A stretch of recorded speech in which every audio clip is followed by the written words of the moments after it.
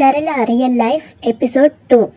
అలా అలా చాలా రోజులు, కొన్ని సంవత్సరాలు తన ముద్దు ముద్దు మాటలతో, గడుసు మాటలతో గడిచాయి. 3వ తరగతి చదువుతున్నప్పుడు తన తల్లి స్కూల్కి వచ్చింది. ఇక్కడ సరళ జీవితంలో మర్చిపోలేని సన్నివేశం అన్నమాట. సరళ తల్లి సరళ టీచర్తో, టీచర్, మా అమ్మాయి సరళ తనని హాస్పిటల్కి తీసుకువెళ్ళాలని అనుకుంటున్నా, ఎందుకంటే తన ముడ్డిలో పురుగులు కలుస్తున్నాయంట అని ఈ మాట అందరి ముందు గట్టిగా చెప్పేసరికి అందరూ పగలబడి నవ్వారు. అలా అందరూ నవ్వేసరికి సరళ ముఖం చిన్నపోయింది. నెక్స్ట్ డే స్కూల్కి వెళ్ళాలన్నా అందరూ హేళన చేసేవాళ్ళు. సరళ ఆ స్కూల్కి వెళ్ళాలనిపించేది కాదు. సరళని అలా ఏడిపిస్తూ ఉంటుంటే తనకి బాధపడుతూ ఉండేది. ఆ స్కూల్కి వెళ్ళాలంటేనే ఏడుస్తూ ఉంటుంది సరళ.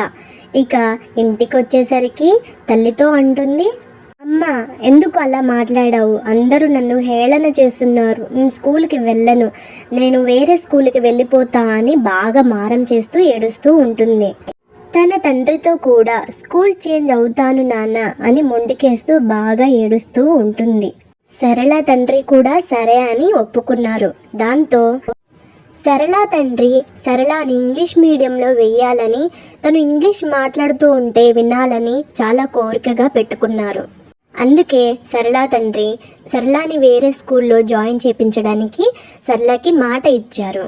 సరళ తండ్రి 30 రోజుల ఇంగ్లీష్ బుక్ని తీసుకొచ్చి సరళకిచ్చాడు. 30 రోజుల ఇంగ్లీష్ బుక్లో చిన్న చిన్న పదాలు ఉంటాయి కాబట్టి సరళ ఈజీగా నేర్చుకుంటుంది. కానీ మట్టి బుర్ర కదా, అందులో ఎక్కవన్నమాట.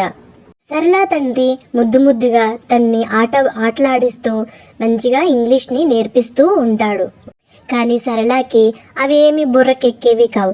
అప్పటికప్పుడు చదివి చెప్తుంటే తప్ప మిగతా రోజుల్లో గుర్తుకుండేవి కాదు. సరళ అలా చదువుతూ ఉంటే సరళ యొక్క తండ్రి చాలా ఆనందపడుతూ ఉంటాడు. నా కూతురు ఇంగ్లీష్ నేర్చుకుంటుంది, ఇంగ్లీష్ మీడియంలో వేయచ్చు అని చాలా గర్వపడతాడు. కానీ సరళ యొక్క మట్టి బుర్ర, తను ఏమి చదివినా బుర్రకెక్కదని తన తండ్రికి తెలీదు పాపం. సరళ చదువుతూ నిద్రపోతుంది. సరళకి నిద్ర అంటే చాలా ఇష్టం. ఎప్పుడు చదవాలన్నా అప్పుడే నిద్ర వచ్చేస్తుంది. సరళ తండ్రి చదువుతుంది కదా అని ఇంకా చాలా బుక్స్ కొనుక్కొచ్చి మరీ ఇస్తాడు. సరళకి పిచ్చెక్కుతుంది, ఏం చేయాలో అర్థం కాదు. కానీ చిన్న చిన్న పదాలు అయ్యేసరికి తను బట్టి కొట్టి మరీ చదువుతుంది. నెక్స్ట్ డే సరళ ఇంగ్లీష్ బుక్ బాగానే నేర్చుకుందేమో అని తన తండ్రి స్కూల్కి వేరే స్కూల్లో జాయిన్ చేపిద్దామని తీసుకువెళ్ళాడు. స్కూల్లో హెడ్ మాస్టర్ కొన్ని ఇంగ్లీష్ బుక్స్ తీసుకొచ్చి చదవమన్నారు. అంతే, సరళకి ఒకటేసారి దిమ్మ తిరిగిపోయింది, మైండ్ బ్లాక్ అయిపోయింది కూడా. సరళ ఏడుస్తూ తన తండ్రితో నాకు చదవడం రావడం లేదని చెప్పేసింది. దాంతో సరళ నాన్నకి చాలా కోపం వచ్చేసింది.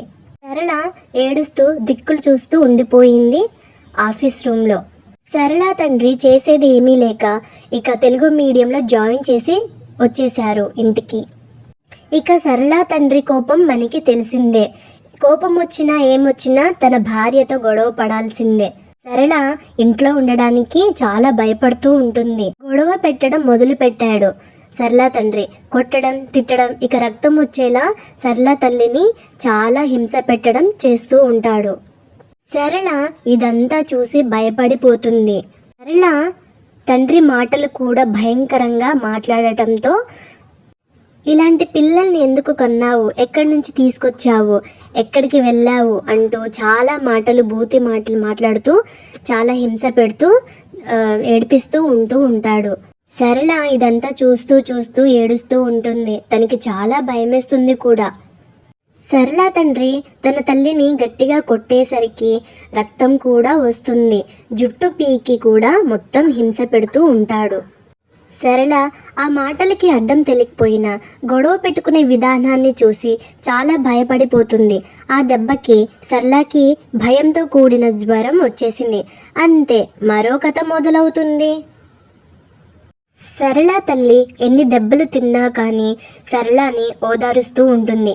సరళ ఏడవకు, నువ్వు మంచిగా చదువుకొని జాబ్ తెచ్చుకో, సరేనా?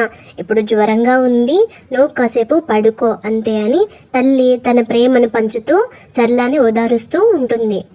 సరళ చాలా బాధపడుతూ అలానే బెడ్ పైన పడుకుంటుంది. నెక్స్ట్ ఎపిసోడ్ 3 కోసం thank you for watching. Please like and subscribe friends, please.